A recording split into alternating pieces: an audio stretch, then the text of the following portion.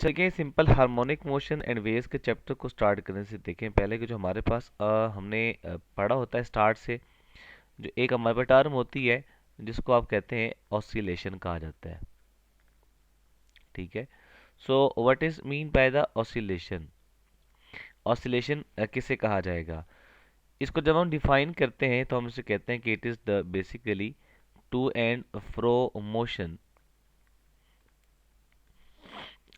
Of a body about a fixed position. किसी भी body की टू एंड फ्रो मोशन किसी एक खास फिक्स पॉइंट के गिर्द करना, इसको कहा जाता है, ये क्या है, ऑसिलेशन कहा जाता है। अब इसमें जो यहाँ पे आपके पास टू का वर्ड है स्टूडेंट, ये टू जो आपके पास वर्ड है ये इंडिकेट करता है किसको? ये इंडिकेट करता है टूवर्ड्स के वर्ड को। टूवर्ड्स, और टूवर्ड्स किधर होगा? इसको हम कहेंगे टूवर्ड्स द मीन पोजीशन की बात कर रहा है। और जो फ्रो हमारे पास है, फ्रो का जो वर्ड आपके पास है, फ्रो किसको इंडिकेट करता है? फ्रो बेसिकली इंडिकेट करता है word away from the mean position को इंडिकेट कर रहा है। So away from the mean position and towards the mean position, ये दो बातें हमारे पास आ गई इस डेफिनेशन से। तो टुवर्ड्स द मीन पोजीशन जो आपके पास होता है वो किसकी वजह से होता है? याद रखें, ये छोटा सा एक एमसीक्यू बन सकता है कि टुवर्ड्स मीन पोजीशन ऑब्जेक्ट आपका आता है ड्यू टू रीस्टोरिंग फोर्स की वजह से आ रहा होता है। Towards the mean position due to restoring force आता है। Away from the mean position किसकी वजह से जाता है? It is due to the inertia. ये इनर्शिया की प्रॉपर्टी की वजह से away from the mean position जाता है। जैसे सपोज कीजिएगा कि आपके पास ये एक हमारे पास पेंडुलम है, और पेंडुलम को हम कहते हैं कि ये हमारे पास एक मीन पोजीशन के ऊपर प्लेस किया गया है। आप इसको away from the mean position लेके जाते हैं। लेट्स से आपके पास ये एक्सट्रीम पोजीशन है, आप यहाँ पे फोर्स को जैसे ही छोड़ देंगे ये टुवर्ड द मीन पोजीशन आएगा। वो क्यों आएगा? बिकॉज यहाँ पे इसके ऊपर क्या लगाता है, हमने कहा कि टुवर्ड्स मीन पोजीशन जा रहा है, ये टू मोशन परफॉर्म किए जा रहा है। और ये टू जो मोशन परफॉर्म किए जा रहा है इसको हम कहते हैं it is due to the restoring force. लेकिन जैसे ही आप इसको मीन छोड़ देंगे यहाँ से, ये मीन पोजीशन पे रुकेगा नहीं, एक्सट्रीम अनदर पॉइंट की तरफ शिफ्ट हो जाएगा, और ये आपके पास जो मोशन परफॉर्म करेगा इसको हम कहते हैं ये क्या है, फ्रो मोशन कहा जाएगा। और ये किसकी वजह से हो रहा होता है? It is due to the property of the inertia कहा जाता है। इनर्शिया की वजह से ये आपका मूव कर रहा होता है। बिकॉज इनर्शिया को हम जब डिफाइन करते हैं तो इनर्शिया को हम कहते हैं कि it is the state maintaining property, एक स्टेट मेंटेनिंग प्रॉपर्टी है। और इनर्शिया अगर देखेंगे रिलेशन उसका, तो वो मैस के साथ उसका डायरेक्ट रिलेशन हमारे पास होता है। अब हमारा जो टाइटल है, जो कि हमारे चैप्टर का टाइटल हमारे पास आ जाता है, जो कि है सिंपल हार्मोनिक मोशन कहा जाता है। सिंपल हार्मोनिक मोशन कहा जाता है। अब सिंपल हार्मोनिक मोशन की कुछ कंडीशंस हैं जिसके ऊपर आप कहेंगे, और उसी कंडीशंस के बेस के ऊपर आप कह सकते हैं कि body simple harmonic motion perform कर रही होती है। तो सबसे पहला पॉइंट अगर आप देखेंगे सिंपल हार्मोनिक मोशन के अंदर, तो मैं यहाँ पे ये लिख सकता हूँ कि सिंपल हार्मोनिक मोशन बेसिकली आपके पास क्या होता है? It is a non uniform motion कहा जाता है। It is a non uniform motion कहा जाता है। नॉन यूनिफॉर्म मोशन मीन्स कि यहाँ पे आपके पास थ्रू आउट जो वेलोसिटी है वो आपके पास कांस्टेंट नहीं होगी। अगर वेलोसिटी आपके पास कांस्टेंट नहीं होगी, इट मीन्स के यहाँ पे आपके पास जो एक्सेलरेशन होगा वो आपके पास जीरो नहीं हो सकता। तो इसका मतलब मैं यहाँ पे पॉइंट लिख देता हूँ कि velocity is not equals to constant. अब इसी बेस के ऊपर ये मैं पॉइंट ऐड कर देता हूँ कि चूंकि वेलोसिटी तो कांस्टेंट है नहीं, तो इसको मैं बोलूँगा कि ये आपके पास क्या है? It is the accelerated motion कहा जाता है। So it is the accelerated motion. इस मीन्स कि एक्सेलरेशन यहाँ पे जीरो के बराबर नहीं होगा। ठीक।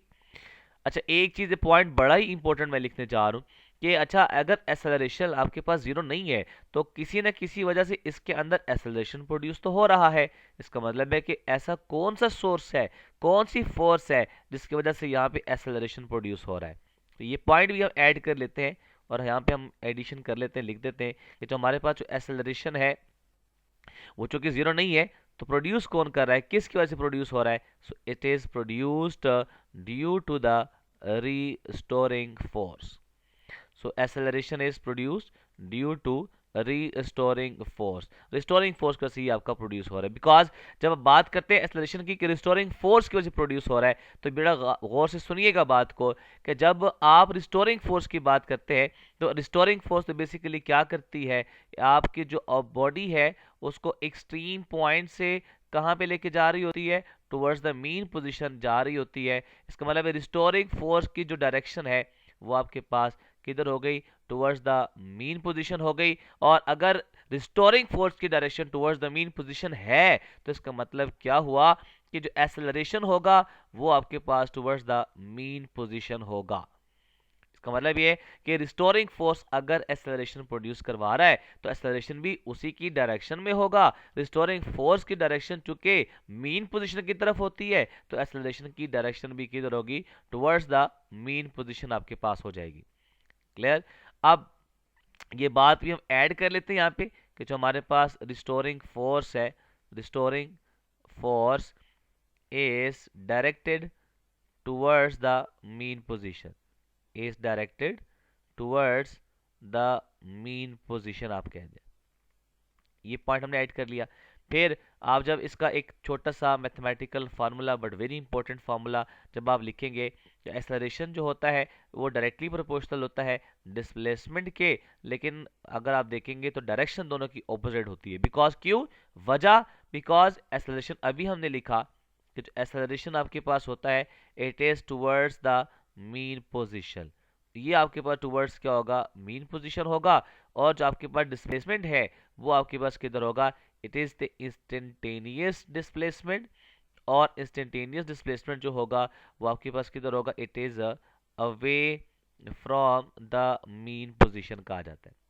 सो यहाँ पे एक बात नोट कीजिएगा कि अगर वो आपसे पूछता है कि चूंकि acceleration towards the mean position है और आपका डिस्प्लेसमेंट जो है वो away from the mean position है, तो बताएं यहाँ पे एंगल क्या होगा। तो याद रखिएगा जो एक्सेलरेशन है it is anti parallel to the displacement.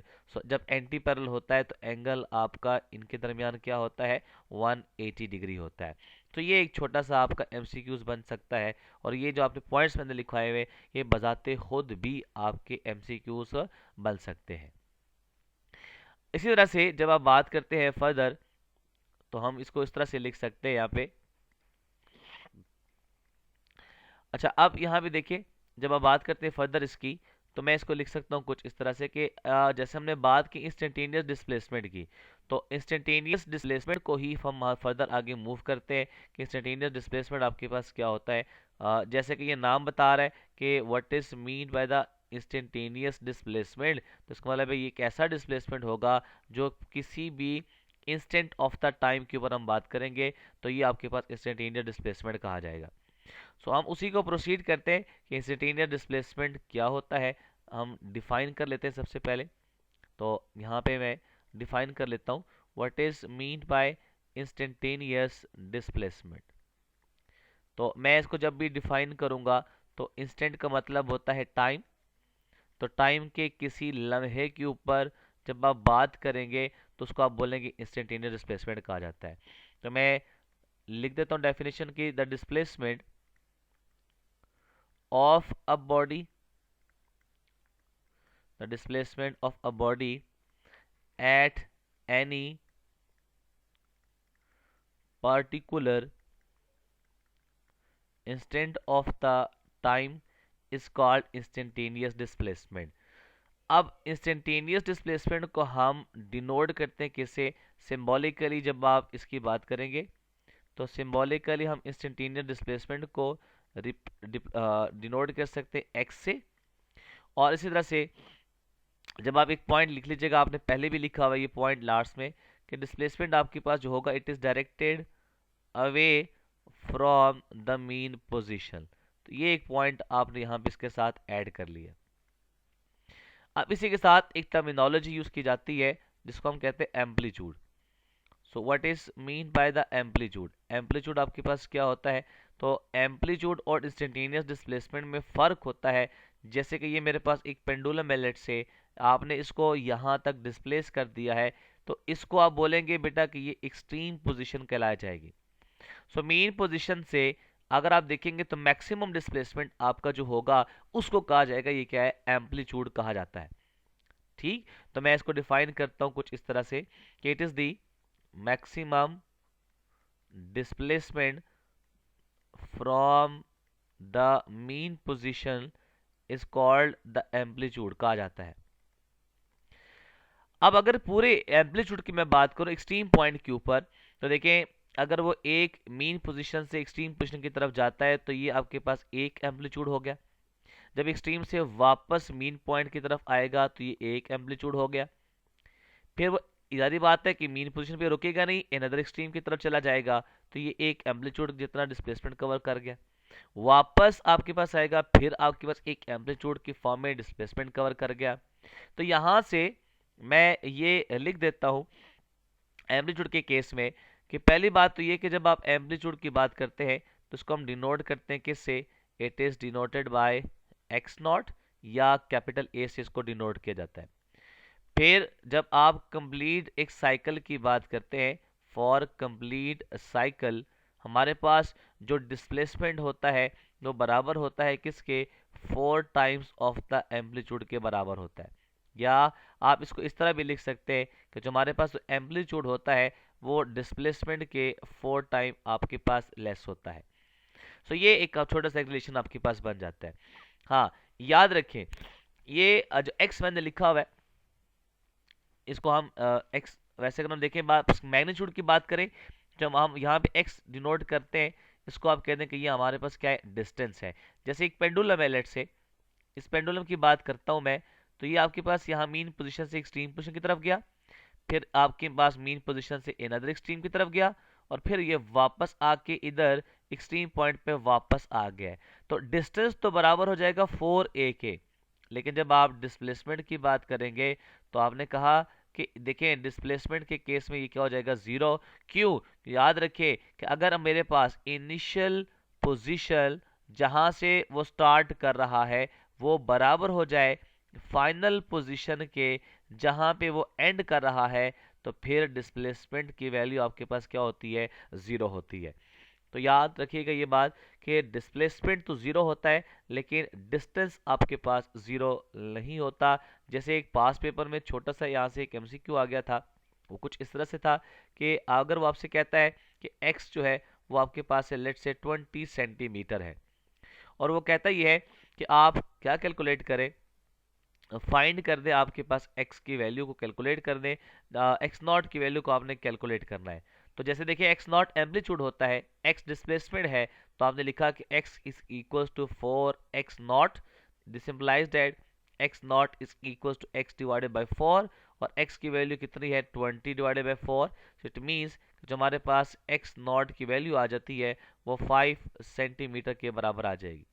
So this is the right answer आपके पास आ जाएगा। क्लियर?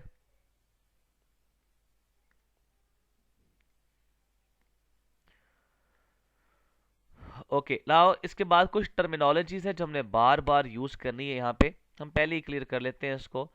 एक हमारे पास होता है जिसको हम कहते हैं साइकिल का, एक टर्म यूज की जाती है।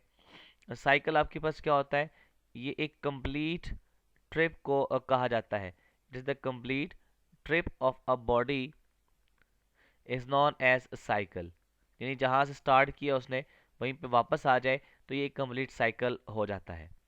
फिर एक टर्म यूज की जाती है जिसको हम कहते हैं टाइम पीरियड कहा जाता है। So what is mean by the time period, तो टाइम पीरियड जब हम डिफाइन करते हैं तो हम इसको लिख सकते हैं बेटा कि it is the time required to complete one cycle is known as the time period कहा जाता है। कंप्लीट वन साइकिल करने के लिए देखिए जितना टाइम रिक्वायर्ड होगा उसको हम कहेंगे क्या है, टाइम पीरियड कहा जाता है। जैसे टाइम की यूनिट सेकंड होती है, ऐसे टाइम पीरियड की यूनिट भी सेकंड ही होती है। ठीक, फिर इसी तरह से आप कहेंगे फ्रीक्वेंसी को। So what is mean by the frequency, so frequency को जब हम डिफाइन करते हैं तो हम इसे कहते हैं number of cycles per second is known as frequency कहा जाता है। अब फ्रीक्वेंसी को हम डिनोट करते हैं किससे, इसको हम डिनोट करते हैं सिंबॉलिकली। जब हम इसको रिप्रेजेंट करते हैं तो ये हमारे पास होता है एफ। यहाँ से एक छोटा सा रिलेशन में लिख देता हूँ और यहीं से एमसीक्यू बन जाता है कि फ्रीक्वेंसी और टाइम पीरियड का आपस में इनवर्स रिलेशन होता है। तो अगर आपसे कोई एमसीक्यू पूछे जाए, जल्दी से आंसर बताइएगा कि the product of the frequency and the time period is equals to, इसका आंसर क्या होगा?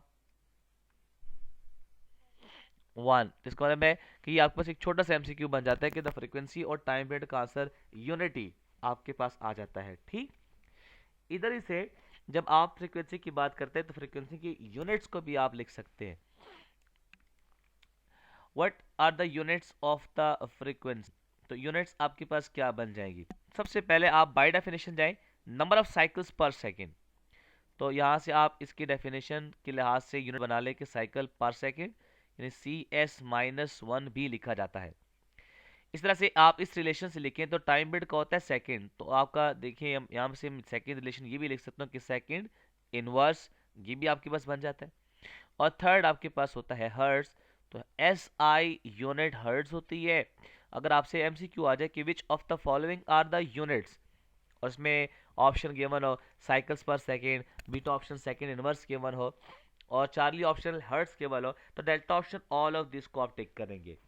लेकिन अगर वो कहता है कि भाई आप बताएं कि एसआई यूनिट क्या है, तो फिर आपने चार्ली ऑप्शन को करेक्ट करना है कि एसआई यूनिट आपके पास क्या होती है, हर्ट्ज ही होती है। यहां से एक छोटा सा एक एमसीक्यू पास पेपर के लिहाज से हम देखें तो आपका आ सकता है, और इस तरह से ग्राफिकल क्वेश्चन भी आपका आ सकता है। लेट्स से ये हमारे पास एक ग्राफ गिवन है, वो ग्राफ कुछ इस तरह से है कि यहाँ पे ग्राफ आपका है कुछ इस तरह से कि एक साइकिल्स की फॉर्म में आपको डाटा गिवन है। Let's say this is the data, और अलोंग एक्स एक्सिस अगर आप देखेंगे तो ये आपके पास क्या है, जो टाइम है वो आपको गिवन है किसमें, मिली सेकेंड में गिवन है।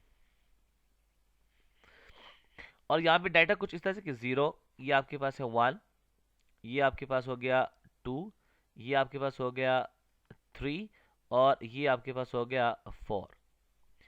और वो आपसे पूछता क्या है, वो आपसे कहता है कि फ्रीक्वेंसी को आपने कैलकुलेट करना है।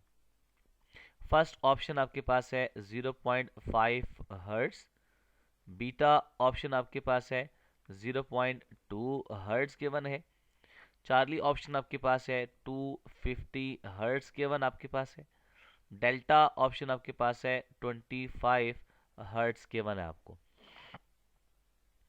अब इसमें देखें आपने फ्रीक्वेंसी को कैलकुलेट करना है, तो फ्रीक्वेंसी का फार्मूला तो हमने एक ही पढ़ा है कि F इज इक्वल्स टू क्या होता है, 1/T। सो टाइम पीरियड को देखें तो टाइम पीरियड आपके पास क्या होगा, तो टाइम पीरियड अगर आप देख रहे हैं तो टाइम पीरियड जब आप देखेंगे बेटा तो ये ग्राफ कुछ इस तरह से आप देखें, लेट्स से ग्राफ इस तरह से आपके पास मेंशन है, ये ग्राफ आपको मेंशन है, ठीक है। अब यहाँ पे देखिए जहां से वो स्टार्ट कर रहा है वो पॉइंट आपके पास ये है, ठीक है। तो मिनिमम रेपिटेशन जो होती है उसी वेव्स की या उसी शेप की ग्राफ की, तो वहां तक एक साइकिल कंप्लीट होता है। जैसे सपोज कीजिएगा मेरे पास एक ये एक ग्राफ केवल है, अब इसके बाद जो ग्राफ गिवन होगा ना स्टार्ट होगा, मैं डॉटेड लाइन से ड्रॉ कर लेता हूँ। अब यही शेप जो आपके पास है वो स्टार्टिंग पॉइंट में ये बनी हुई है, तो यही शेप अगर आगे रिपीट होती है तो एक साइकिल वहां पे कंप्लीट हो जाता है।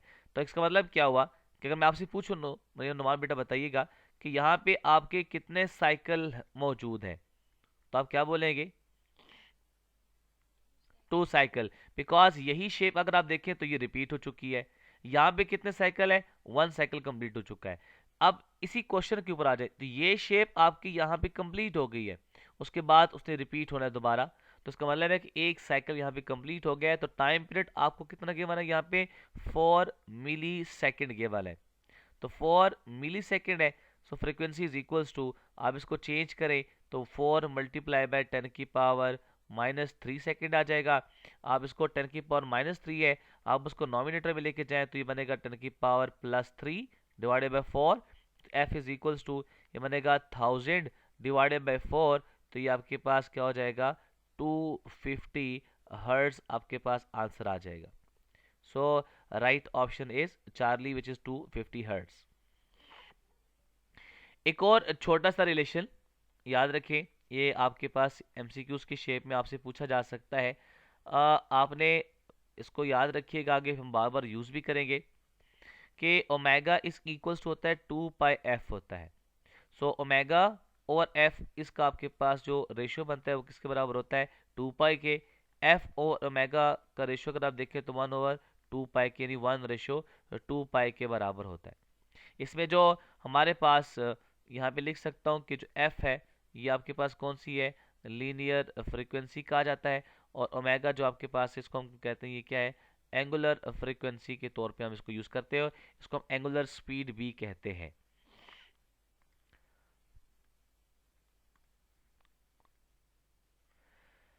अच्छा, इसके बाद देखिए हमारा जो मेन आर्टिकल स्टार्ट होता है वो है हॉरिजेंटल मैस स्प्रिंग सिस्टम होता है।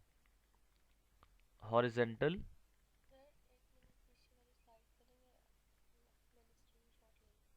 ओके बेटे जी।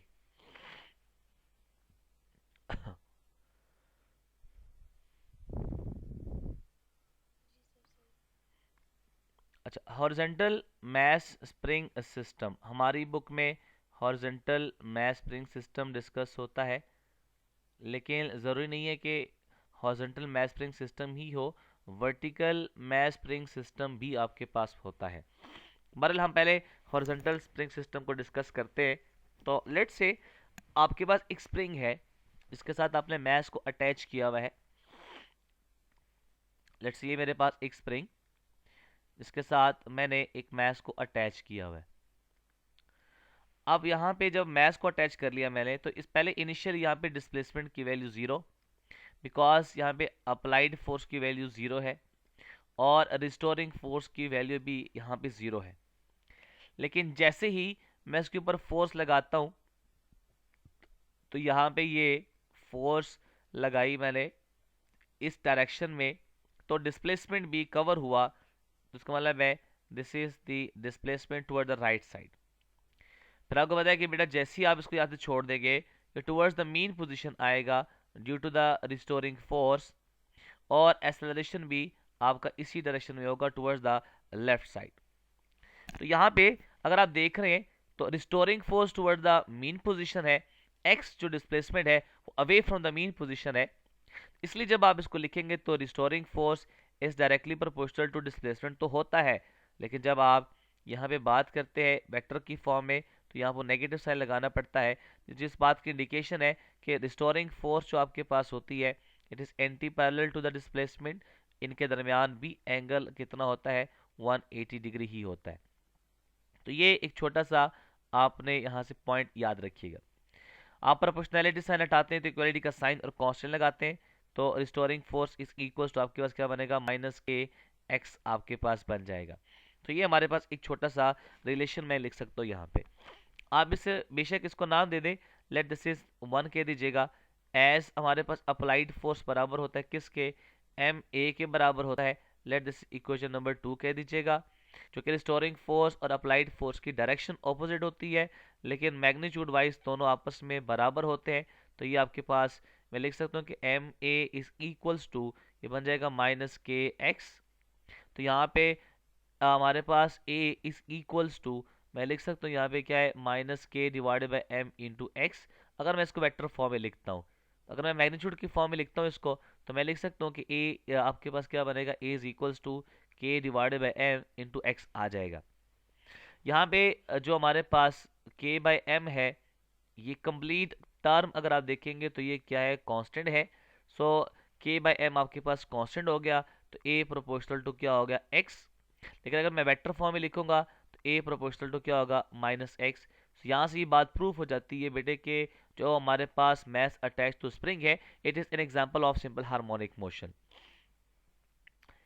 ये हमारे पास इक्वेशन ए है, इसको आप इक्वेशन ए कह दीजिएगा। जो जनरल इक्वेशन होती है हमारे पास एस एच एम की, उसको मैं क्या लिख सकता हूँ, ए इज इक्वल टू हमारे पास होता है ओमेगा स्केयर इंटू एक्स। आप ओमेगा स्केयर इंटू एक्स जो आपने लिख लिया है इसको आप नाम दे दें कि let say this is equation number b कह दीजिएगा। सो ये हमारे पास इक्वेशन बी आ गई। तो आप कंपेयर करें, मैं यहाँ पे लिख देता हूँ कि comparing equation number A and equation number B, we get equation A और बी को आप कंपेयर करेंगे तो क्या बनेगा, ये बनेगा omega square is equals to k divided by m, simplify that omega is equals to k divided by m का अंडर रूट आपके पास आ जाएगा। सो ये हमारे पास क्या आ गया, ओमेगा की वैल्यू आपके पास आ गई। ठीक, अब इसको बेशक आप नाम दे दें कि let's say this is equation number c कह दीजिएगा। आप इसको इस तरह भी लिख सकते हैं कि देखिए omega is equal to k divided by m, under root आपके पास है, और हमारा फ्रिक्वेंसी का और ओमेगा का जो रिलेशन आपस में लिखा हुआ था हमने लास्ट टाइम पे कि as omega is equals to 2 pi f के बराबर होता है। Let this equation number d. So from equation c and equation d we can write 2 pi f is equals to under root of k divided by m आ जाता है। सो यहाँ से frequency का रिलेशन हमारे पास आ गया 1 divided by 2 pi under root of k divided by m, ये हमारे पास क्या आ गया, फ्रीक्वेंसी का रिलेशन आ जाता है। ठीक, यहां तक क्लियर हो गई।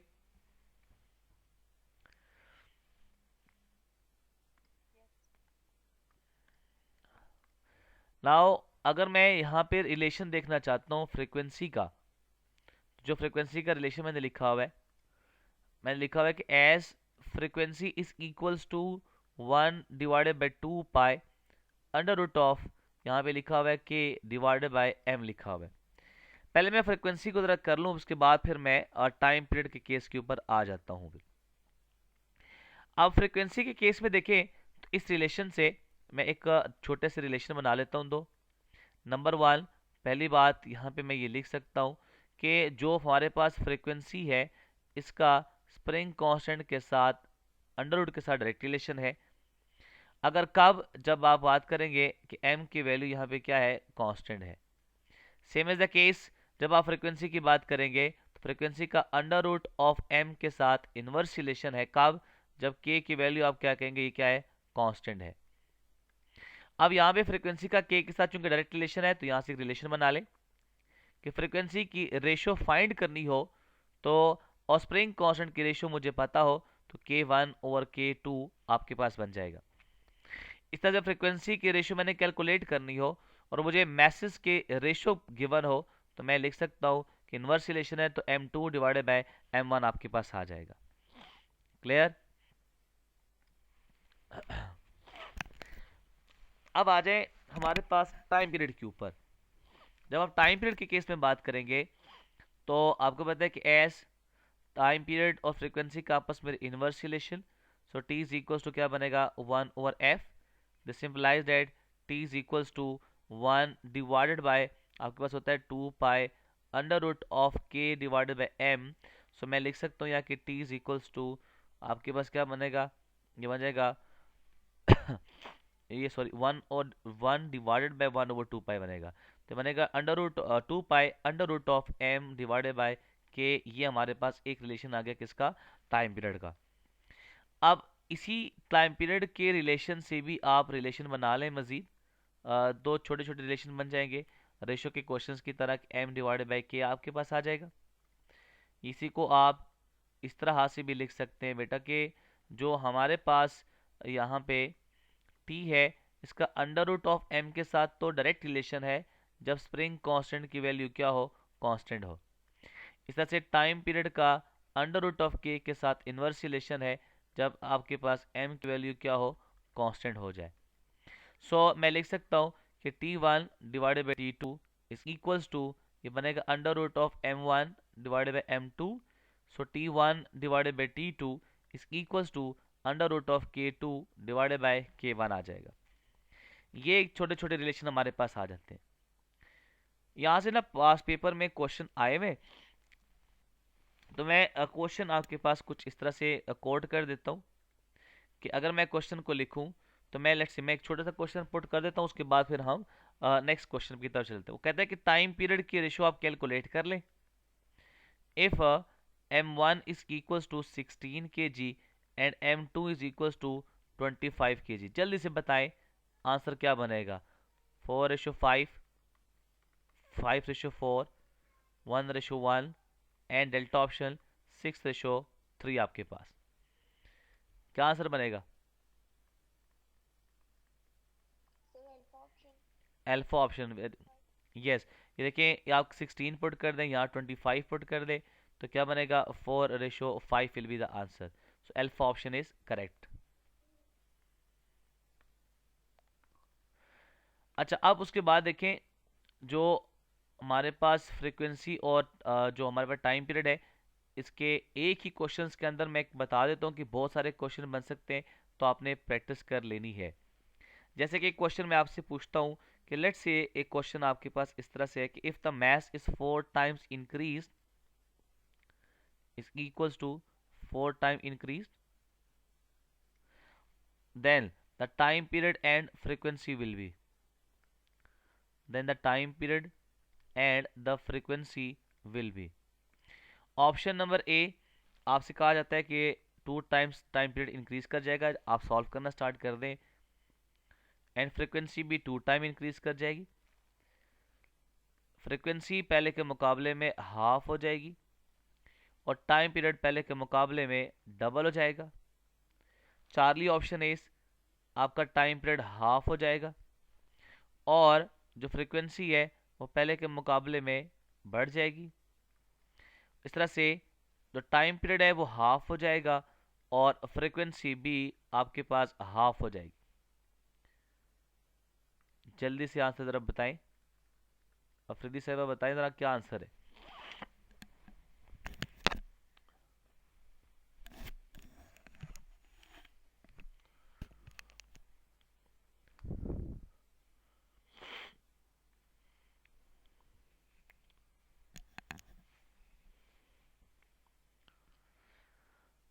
जी,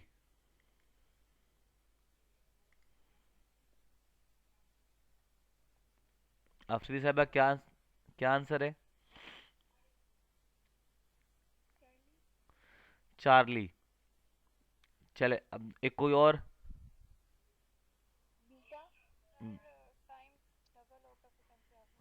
देखिए, टाइम पीरियड का अंडर रूट ऑफ एम के साथ तो डायरेक्ट रिलेशन हो गया, तो अगर मैं मैथ्स को 4 टाइम्स इंक्रीज कर रहा हूँ तो इसका मतलब है टाइम पीरियड तो डबल हो जाएगा। फ्रीक्वेंसी का मैथ्स के अंडर रूट के साथ इन्वर्स रिलेशन है, तो इन्वर्स रिलेशन हो गया, तो इसका मतलब क्या हुआ कि आपके पास जो फ्रीक्वेंसी है वो पहले के मुकाबले में क्या हो जाएगी? हाफ हो जाएगी। तो इसलिए beta option is correct. Clear? अच्छा, now graph is very important.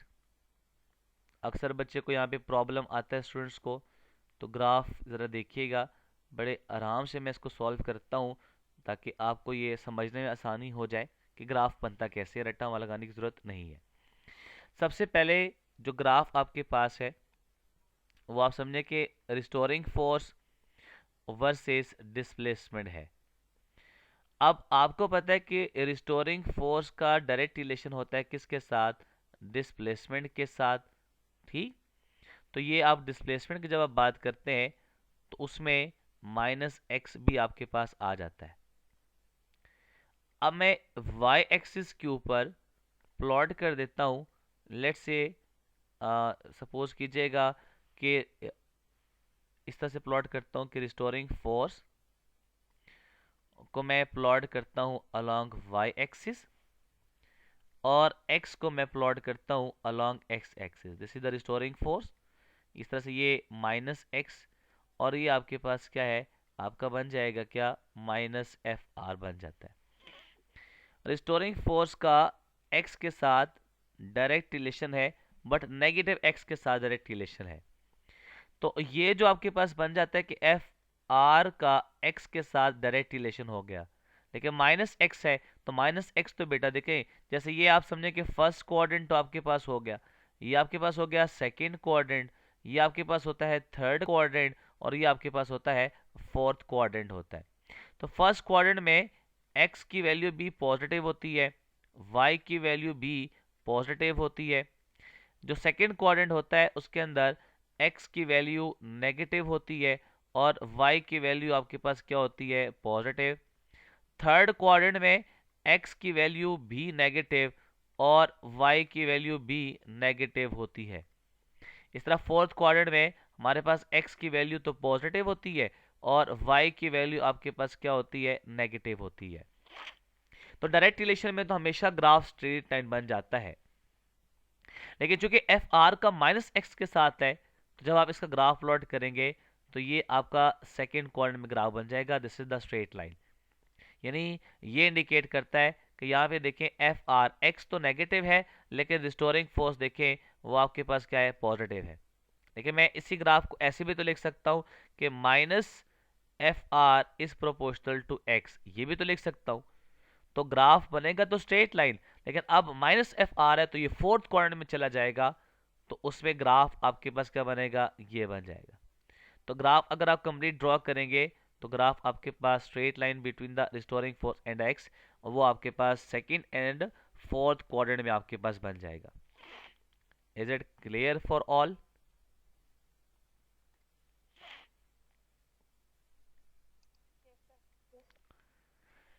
इसी तरह से आप लिख लें a प्रोपोर्शनल टू आपके पास होता है माइनस एक्स।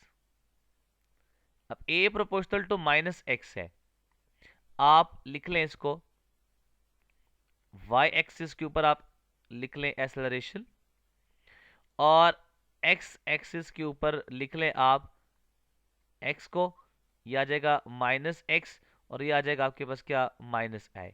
सबसे पहले a proportional to minus x, देखें x नेगेटिव है, तो ग्राफ जब बात करेंगे तो ग्राफ तो सेकेंड क्वाड्रेंट में जाएगा, तो आपके पास ग्राफ स्ट्रेट लाइन बन जाएगा। यही ग्राफ अगर आप देखिए फोर्थ क्वाड्रेंट में आएगा, बिकॉज कैसे मैं इसको लिख सकता हूँ, मैं इस ग्राफ के लिए जो फोर्थ क्वाड्रेंट में आया मैं इसको minus a proportional to x भी तो लिख सकता हूँ, और ये जो ग्राफ है ये ए प्रोपोर्शनल टू माइनस एक्स के लिए। इसी तरह से नम्रा सईद बताइएगा बेटे आप कि अगर मैं अप्लाइड फोर्स और वर्सेस एक्स को प्लॉट करना चाहता हूँ, ये थर्ड ग्राफ बेटा बात है, तो उसके केस में ग्राफ क्या बनेगा। यानी ये अप्लाइड फोर्स को मैं रख लेता हूं अलोंग वाई एक्सिस, ये हमारे पास अप्लाइड फोर्स है, और ये मेरे पास एक्स है। तो अप्लाइड फोर्स और एक्स का आपस में तो डायरेक्ट रिलेशन होता है, यानी जिस डायरेक्शन में आप फोर्स लगा रहे होते हैं उसी डायरेक्शन में आपके पास क्या होती है, डिस्प्लेसमेंट होती है। तो ग्राफ किस कोण में जाएगा पहला,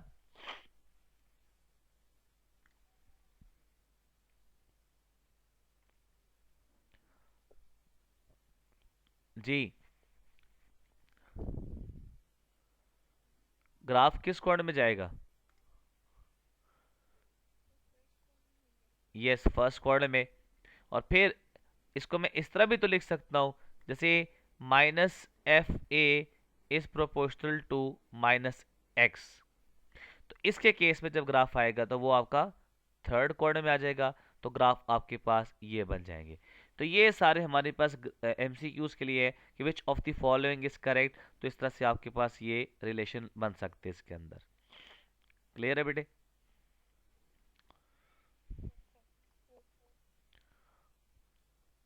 अब एक चीज थोड़ी सी है जो कि स्प्रिंग कांस्टेंट से रेलेवेंट है, वो हम नेक्स्ट लेक्चर में